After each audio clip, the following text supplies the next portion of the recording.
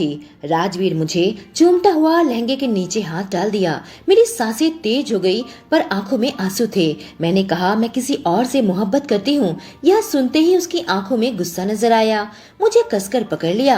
कहा इतना बड़ा धोखा। मेरा पति मेरे करीब आ जाता और अपना नफरत दिखाता और मेरे जज्बात बेकाबू होने लगे। एक रात उसने होश खोकर नफरत मोहब्बत की अजब प्रेम कहानी। दोस्तों, ऐसी कहानी सुनने के लिए चैनल को सब्सक्राइब करें। मेरा नाम सानिया है। मैं 24 साल की हूँ। हर माँ बाप की तरह मेरे माँ बाप को भी मेरी शादी की चिंता थी, इसलिए उन लोगों ने मेरी शादी राजवीर के साथ तय कर दी। मैंने कहा माँ, मैं शादी नहीं करना चाहती। मेरी जिंदगी पिछले 2 सालों से गम के सागर में डूब चुकी थी। जब भी मौका मिलता था मैं फूट फूट कर रोने लगती थी। मैं राहुल से जान से भी ज्यादा प्यार करती थी, पर मेरा प्यार पूरा न हो पाया। उसकी मोहब्बत पाने के लिए हर पल तड़पती रहती थी। अपने आप को एक कमरे में बंद करके रखती। मेरे मोहब्बत की अधूरी कहानी मुझे जीने न देती। न बाहर निकलती थी, न किसी से मिलती जुलती थी। मेरे घर वालों ने बहुत कोशिश की थी मुझे गम से बाहर निकालने की, पर मेरा एक दिल ही था जो मानता नहीं था। आखिरकार मेरे मम्मी पापा ने मेरी शादी तय कर दी। वो चाहते थे कि मैं इस गम के समंदर से बाहर निकलकर एक नए सिरे से जिंदगी शुरू करूं। मैं अपने घर पर उदास बैठी थी कि राजवीर का कॉल आ गया। मुझसे कहा सानिया, मैं तुमसे मिलना चाहता हूँ, और वह भी अकेले में, क्योंकि शादी से पहले एक दूसरे को जान लेना सही है। मैंने अपनी मम्मी से यह बात कही तो उन्होंने इजाजत दे दी। वैसे तो हमारे यहाँ शादी से पहले ज्यादा मेल जोल नहीं करते, पर उन लोगों को मेरी हालत पता थी। पिछले 2 सालों से मैं क्या झेल रही थी। इसी वजह से मेरे पापा ने खुद ही मुझे उस जगह पर ड्रॉप कर दिया। मेरे सारे दोस्त पीछे छूट गए थे और मेरे घर वाले समझ चुके थे कि ऐसे मैं मर जाऊंगी या फिर पागल होकर पागल खाने में भर्ती हो जाऊंगी, जिस वजह से उन्होंने इजाजत दे दी थी। मैंने भी सोचा एक बार राजवीर से मिल लेती हूँ, क्योंकि 1 महीने बाद शादी की तारीख तय हो चुकी थी। मैं जानती थी यह बिन प्यार की शादी है, क्योंकि प्यार तो मैं राहुल से करती हूँ। उसे भूल पाना मेरे बस की बात नहीं थी। मैं एक सलवार कमीज पहनकर राजवीर से मिलने आई। राजवीर कहने लगा, तुम जींस टॉप नहीं पहनती क्या? मुझे लगता है उसमें तुम और ज्यादा खूबसूरत लगोगी। राजवीर शायद मॉडर्न विचार का लड़का था। मैंने कहा, कॉलेज में जींस टॉप पहन कर जाती थी। आप मेरे होने वाले पति हैं, इसलिए मेरी माँ ने यह सलवार कमीज पहनने को कहा था। उसने कहा, तुम जो मर्जी पहन सकती हो, बस तुम्हारा जिस्म ठीक से ढका रहना चाहिए। जींस टॉप में कोई दिक्कत नहीं है, कहकर उसने हल्के से मेरा हाथ पकड़ लिया। जैसे ही राजवीर ने मेरे हाथ को छुआ, मेरे अंदर एक सनसनी पैदा हो गई। राजवीर ने कहा, चलो पार्क में वॉक करते हैं। शायद पूरे 2 सालों बाद किसी ने मेरा हाथ पकड़ा था। मर्द का स्पर्श क्या होता है वो मैं भूल चुकी थी। मुझे राहुल की याद आने लगी, जिसके साथ मैं यूं ही हाथ पकड़कर घुमा करती थी। वह मेरी जिंदगी था। कॉलेज के 3 साल हमने यूं ही मोहब्बत में बिता दिए। राहुल अक्सर मेरा हाथ पकड़ लेता था तो कभी किस करता था और मैं उसके साथ डूब जाती थी। पर आज मेरा हाथ पकड़ने वाला शख्स राहुल नहीं बल्कि राजवीर था। बस मेरी यही चिंता थी, कैसे इसे मैं दिल दे पाऊंगी। राजवीर होले होले मेरे हाथ को दबा रहा था, अपनी उंगली से गुदगुदी कर रहा था। मेरे अंदर एक अजीब सा एहसास घर करने लगा। मैं उसकी आंखों में देखने लगी, वह भी मुझे देख देख कर मुस्कुरा रहा था। शादी से पहले वह मुझसे 2-3 बार मिला था। कभी रेस्टोरेंट में मिलता तो कभी पार्क में। कहता, मुझे घूमने फिरने का बहुत शौक है। शादी के बाद मैं तुम्हें बहुत घुमाऊंगा सानिया, तुम देखने में बहुत खूबसूरत हो, मेरी तो किस्मत ही बदल जाएगी। इस तरह से वह मुझे हमेशा अच्छी बात करता। उसने यह भी कहा था कि शादी के बाद अगर तुम कुछ करना चाहती हो तो कर सकती हो। मैंने कहा, राजवीर मेरे भी कई सारे सपने थे, पर कुछ भी पूरा न कर पाई। उसने कहा, मैं तुम्हारा साथ दूंगा अपने सपनों को पूरा करने के लिए, बस एक बार तुम मेरी हो जाओ। ऐसे ही बातों बातों में दिन बीत गए और मैं शादी करके राजवीर के घर पर आ गई। आज मेरी सुहागरात थी और मेरा दिल बहुत तेजी से धड़कने लगा। राजवीर से अब तक दोस्त की हैसियत से मिलती थी, उसे एक दोस्त माना था। प्यार एक ऐसी चीज है जो बार बार नहीं होती। अगर आपको किसी से प्यार हो जाए, आप कभी उसे भुला नहीं सकते। मैं राहुल की बनना चाहती थी, पर आज राजवीर की हो चुकी थी। बस मुझे समझ नहीं आ रहा था कैसे अपना तन राजवीर को सौंप दूं। जब तक वह मेरा मन नहीं जीत लेता, मेरा जिस्म कैसे उसे दे दूं। रात हो चुकी थी। राजवीर मेरे कमरे में आ गया, दरवाजा बंद कर लिया, मुस्कुराता हुआ मेरे पास आ गया, मेरा हाथ पकड़ लिया, कहने लगा, वह घड़ी आ गई है जिसका मुझे बेसब्री से इंतजार था। कहकर वह मेरे बिल्कुल करीब आ गया। उसके चेहरे पर मेरे लिए प्यार नजर आ रहा था। उसकी सांस मेरे गर्दन पर मैं महसूस करने लगी थी। मेरा घूंघट उठाकर उसने नीचे फेंक दिया। उसकी नजर मेरे सीने पर पड़ी। हल्के हाथों से वह मुझे गुदगुदी करने लगा। मेरी भी सांसें उखड़ने लगी थी। अपने होठों को मेरे होठ के करीब लाकर बिल्कुल हल्का सा किस किया, फिर मेरे गालों को चूमने लगा। धीरे धीरे मेरे गर्दन और सीने को चूमने लगा। आहिस्ते से अपना हाथ सरकाते हुए जैसे ही मेरे लहंगे के नीचे डाला, मेरी जान निकल गई। मैंने अपनी आंखें बंद कर ली। मुझे राहुल की याद आने लगी। कैसे उसने मुझे सुहाग रात के सपने दिखाए थे। बातों बातों में न जाने कितनी बार राहुल के साथ यह सब कुछ मैं कर चुकी थी, और आज मेरे जिस्म को कोई अनजाना मर्द हाथ लगा रहा था जो मेरी मोहब्बत नहीं है। यही सोचकर मेरी आंखों में आंसू आ गए। राजवीर ने मेरी आंसू को देखा तो पीछे हट गया। कहा, क्या बात है, तुम्हारी आंखों में आंसू क्यों है? मेरी माँ ने मुझे बार बार कहा था कि राहुल के बारे में मैं राजवीर से कभी न कहूँ। मर्द होने के नाते वह कभी सह नहीं पाएगा कि तुम किसी और से प्यार करती थी। बहुत समझा बुझाकर मेरी माँ ने मुझे विदा किया था, लेकिन माँ की सीख शायद उस वक्त मेरे दिमाग से निकल गई। मैंने कहा, मैं किसी और से प्यार करती हूँ। यह सुनते ही राजवीर के चेहरे का भाव बिल्कुल बदल गया। जिस चेहरे पर अभी मोहब्बत नजर आ रही थी, उसमें अब नफरत नजर आने लगी। उसकी आंखों में गुस्सा साफ झलक रहा था। मुझे कसकर अपने करीब खींच लिया, अपने जिस्म से बिल्कुल चिपका लिया। मेरी हालत खराब होने लगी। मेरी सांसें बहुत तेज हो गई थी। कहने लगा, इतना बड़ा धोखा। उसकी आंखें लाल हो चुकी थी। चेहरा ऐसा हो गया था जैसे कौन सा बड़ा तूफान उसकी जिंदगी से गुजरा हो। अब गुस्से के साथ मुझे किस करने लगा। थोड़ी देर बाद उसने मुझे छोड़ दिया, अपनी जगह पर आकर लेट गया। मैं हक्का बक्का वहीं बैठी रही। सोचने लगी, मैंने तो उसे सच ही बताया। शायद मुझे अपनी माँ की बात मान लेनी चाहिए थी, या सच्चाई छुपा लेनी चाहिए थी। मैं तो बहुत पहले से ही उसे बताना चाहती थी। जिस इंसान ने मुझसे शादी का फैसला किया था, उसे धोखे में नहीं रखना चाहती थी, पर उसके चेहरे का रौनक देखते ही दिल की बात कह न सकी।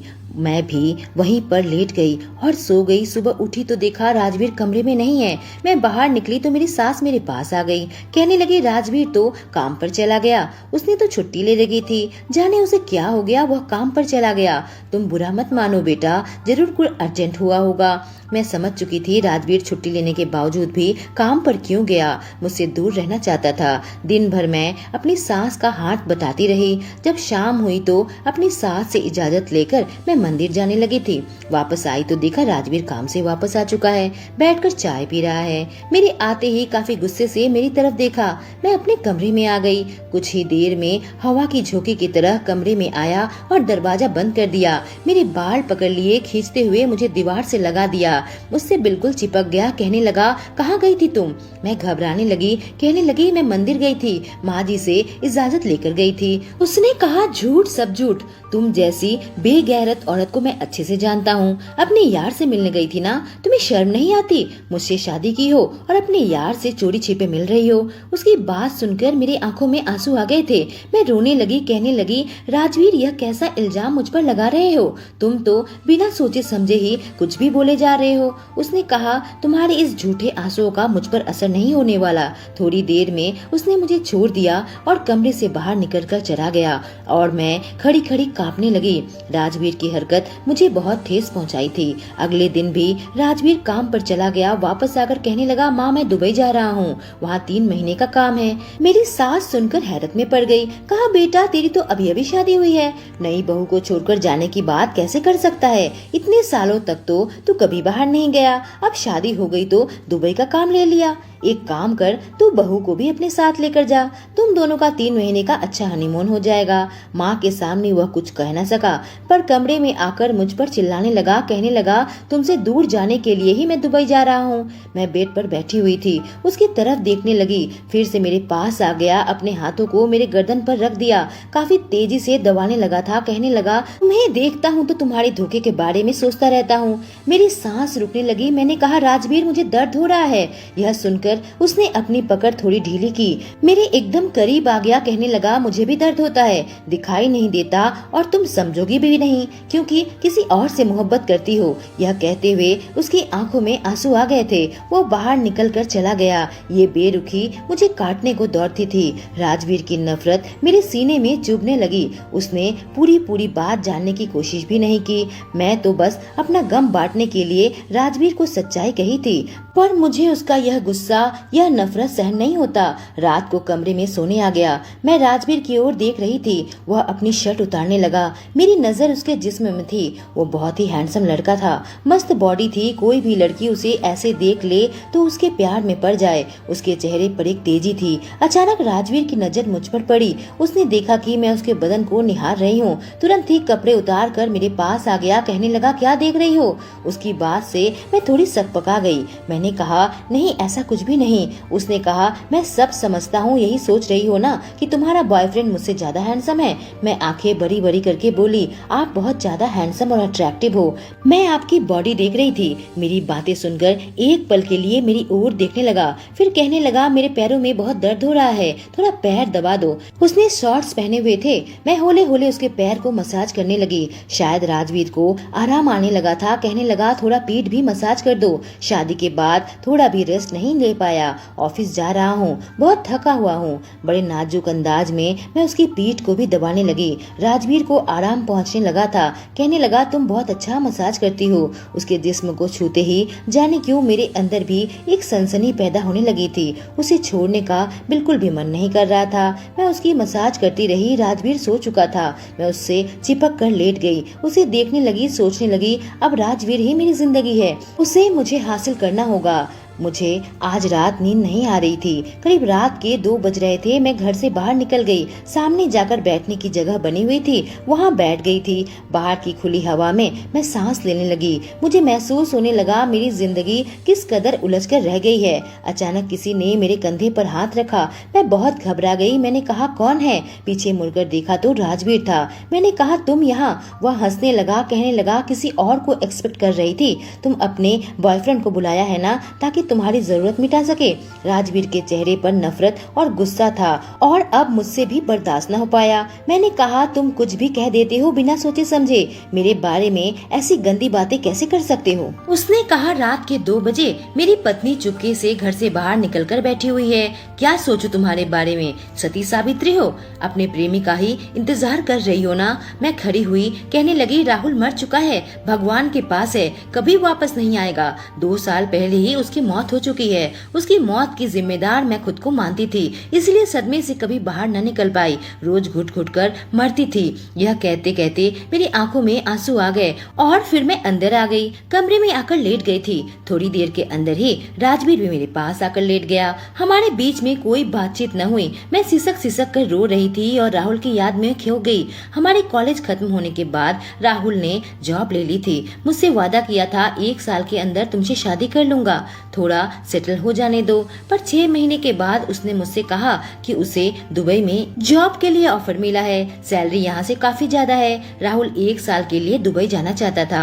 मैं रोने धोने लगी, उससे लिपट गई थी। कहने लगी, मुझे छोड़कर मत जाओ, मैं कम पैसे में भी गुजारा कर लूंगी, तुम्हारे बिना मैं जी नहीं सकती, तुमसे बेइंतहा मोहब्बत करती हूँ। वह मुस्कुराने लगा। कहने लगा, पगली, तुम्हारे लिए ही जा रहा हूँ। मैं चाहता हूँ जिस इंसान से मैं हद से ज्यादा मोहब्बत करता हूँ उसे राज रानी बनाकर रखूं, जिसके लिए ज्यादा पैसा कमाने होंगे। बस 1 साल का इंतजार कर लो।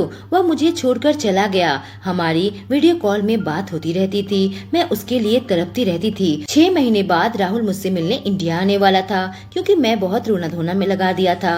कहने लगी, राहुल, मैं एक पल भी तुम्हारे बिना नहीं जी सकती, मुझे एक बार आकर मिलकर जाओ। उसने कहा, ठीक है, 15 दिनों के लिए तुमसे मिलने आता हूँ। पर राहुल नहीं आया। उसकी मौत की खबर आई। एयरपोर्ट के रास्ते में उसका एक्सीडेंट हो गया था। दुबई से लौट न पाया, उसकी वही मौत हो गई। उसके बाद से ही मैं राहुल की मौत का जिम्मेदार खुद को मानने लगी। अगर उसे हिंदुस्तान न बुलाया होता तो शायद वह जिंदा होता। और आज मैं बेड पर लेटी लेटी रो रही थी। अचानक राजवीर मेरे कंधे पर हाथ रखा। कहने लगा, देखो, सो जाओ, इतना मत रो, इससे तुम्हारी तबीयत खराब हो जाएगी। जल्दी हमें दुबई जाना है। मैं उसकी आंखों में देखने लगी। राजवीर मुझे दुबई लेकर जाना चाहता है। अपने आंसू पोंछकर उससे पूछा, मुझे भी अपने साथ ले जाओगे क्या? वो बोला, तुम्हें छोड़कर मैं कहाँ जाऊंगा। जाने उस वक्त मुझे क्या हो गया। मैं राजवीर से लिपट गई थी और फिर उसे राहुल के बारे में सब कुछ बता दिया। कैसे 2 साल मैं बिल्कुल डिप्रेशन में चली गई थी। राजवीर शांत भाव से मेरी सारी बातें सुनी। उसने पूछा, उसकी कोई तस्वीर है तुम्हारे पास? मैंने कहा, उसकी ढेर सारी तस्वीर थी, पर मैंने सारी तस्वीर डिलीट कर दी। उसकी सोशल मीडिया में शायद कुछ तस्वीर हो, पर 2 साल से वह भी बंद है। कहकर मैं राहुल की तस्वीर ढूंढ निकाली और उसे दिखाई। राहुल देखने में राजवीर से ज्यादा हैंडसम नहीं था, बहुत ही मामूली सा लड़का था, लेकिन काफी तेज था। कई बार उसने मुझसे झूठ कहा था। राजवीर कभी मुझसे झूठ नहीं कहता। मैंने कहा, राजवीर, मैं तुम्हारे और राहुल में यही फर्क है कि तुम सच्चे इंसान हो। मुझे तुम्हारी सच्चाई बहुत पसंद है, लेकिन तुमने बिना सच जाने मुझ पर बहुत बड़ा इल्जाम लगाया था। मैं तो तुम्हें सच्चाई बताना चाहती थी। उसने कहा, सो जाओ, रात बहुत हो गई है, कल मुझे ऑफिस जाना है। हम दोनों सो गए। राजवीर मुझे दुबई ले जाने की तैयारी करने लगा था। मुझे उस वक्त नहीं मालूम था कि मेरी जिंदगी में कौन सा नया भूचाल आने वाला था। हमारे बीच में अब भी दूरियां थी। राजवीर मुझे हाथ भी नहीं लगाता था। मुझे डर था कहीं हमारा यह रिश्ता टूट न जाए। पर जब भी ऑफिस से घर आता, मुझे अपने ऑफिस के बारे में बताता रहता था।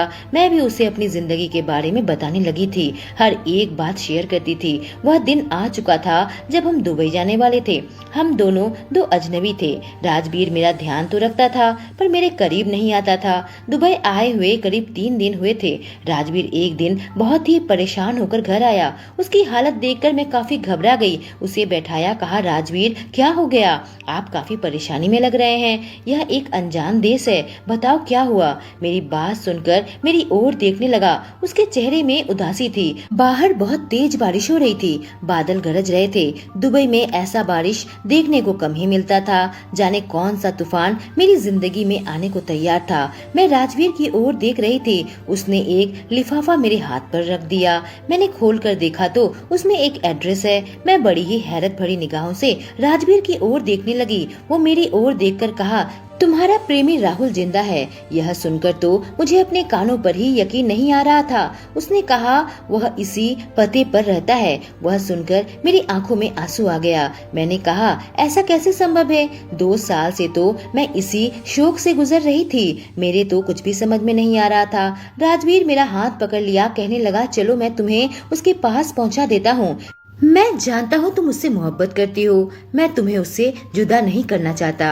तुम दोनों के प्यार के बीच में मैं दीवार नहीं बनना चाहता। ऐसा कहते हुए उसकी आवाज भर आई। वह मुझे अपने साथ कार में बैठा कर ले जाने लगा।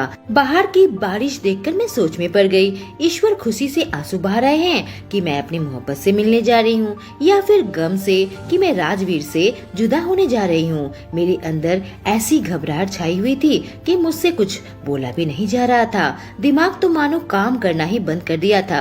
किसी तरीके से मैं पहुंच गई। राजवीर मेरी तरफ देखने लगा, कहा, यही घर है। मैं राजवीर की ओर देखने लगी। मेरी आंखों में आंसू थे। कार से उतर तो आई थी, न जाने मेरे सीने में क्यों इतना दर्द हो रहा था। मैं दरवाजा खटखटाकर वहीं खड़ी थी। जब सामने वाला शख्स दरवाजा खोला, उसे देखकर मानो मेरे पैरों तले से जमीन निकल गई। यह कोई और नहीं बल्कि राहुल ही था। राजवीर अपने सीने पर पत्थर रखकर मुझे यहाँ छोड़ गया। मुझे सामने खड़ा देख राहुल को मानो जोर का झटका लगा।